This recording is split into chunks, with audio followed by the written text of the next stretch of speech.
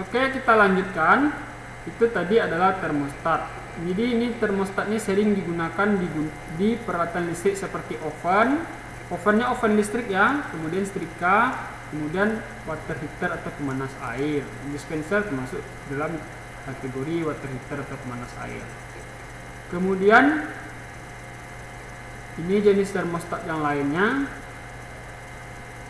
Ini jenis termostat E103 adalah general purpose thermostat yang dapat digunakan sebagai pengontrol suhu dan aplikasi sistem pemanas maupun pendingin dengan jangkauan suhu operasional antara 10 sampai 90 derajat Celcius. Jadi ternyata di metal ini ada pula jangkauan suhu itu. Berarti kalau suhu di bawah itu, misalkan suhunya terlalu dingin, misalkan 5 derajat, dia tidak bisa baca. Berarti termostat jenis E103 ini hanya bisa membaca jangkauan suhu operasional adalah 10 derajat sampai 90 derajat. Kalau 10 derajat kan itu sudah mulai dingin, jadi dia bisa membaca. Nanti bisa jadi di sini ditunjukkan nilainya berapa. Misalkan suhunya masih 20, maka ketika termostatnya membaca suhu 20, maka akan muncul tulisan di sini 20 derajat. Nah, jadi termostat jenis ini dia bisa membaca jangkauan pembacaannya itu adalah 90 sampai 100 derajat Celcius. Kemudian ini penggunaannya ya. Penggunaannya sebagai alarm peringatan suhu dan kontrol otomatis exhaust fan dalam ruangan server atau ruang pemancar. Jadi ruang server itu kan panas, ketika dia sudah panas maka akan berbunyi alarm bahwasanya ruangan tersebut sudah panas. Kemudian ini contoh-contoh lainnya ya. Kemudian kita lanjut. Ini wiring diagram termostat pada mesin penetes telur. Jadi alat penetes telur itu kan memanfaatkan panas daripada lampu pijar ya. Nah, jadi seperti inilah rangkaian daripada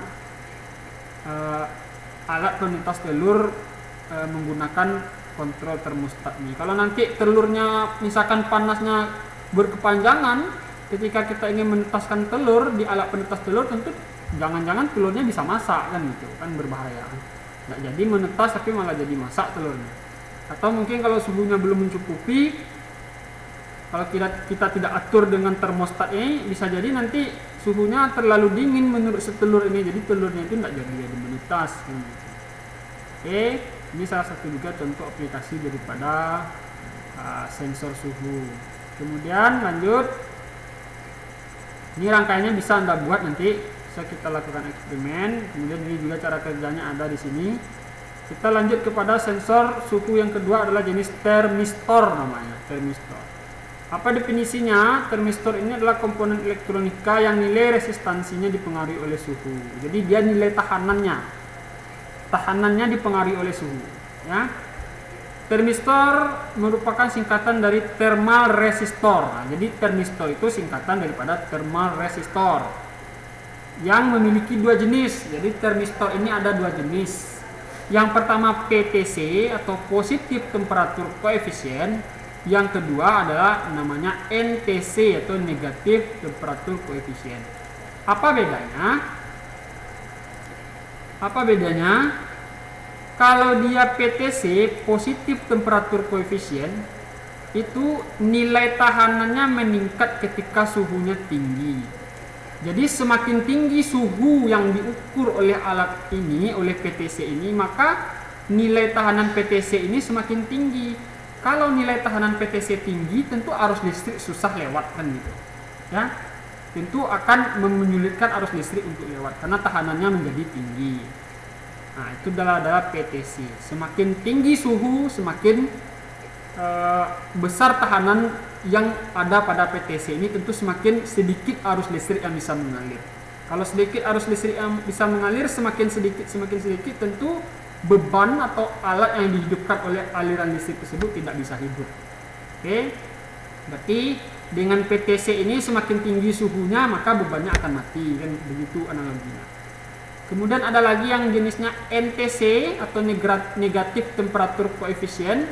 Ini kebalikan dari PTC. kalau tadi PTC semakin tinggi suhu semakin naik tahanan, kalau ini semakin tinggi suhu maka semakin turun tahanannya, ya.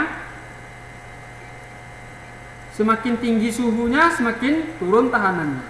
Jadi seandainya suhu di sebuah ruangan atau yang diukur dengan NTC ini tinggi, maka tahanan listriknya turun, maka arusnya lancar lewat, ya. Jadi semakin panas suatu ruangan yang diukur dengan alat ini, maka arusnya semakin besar lewat, semakin gampang lewat, semakin hidup lampunya kan gitu. Tetapi kalau suhunya rendah, suhunya dingin, maka arusnya malah tidak bisa lewat, ya. Arusnya sedikit yang lewat dengan NTC ini. Jadi itu kebalikannya. Oke, itu dulu untuk sementara. Kita harus bagi part-partnya.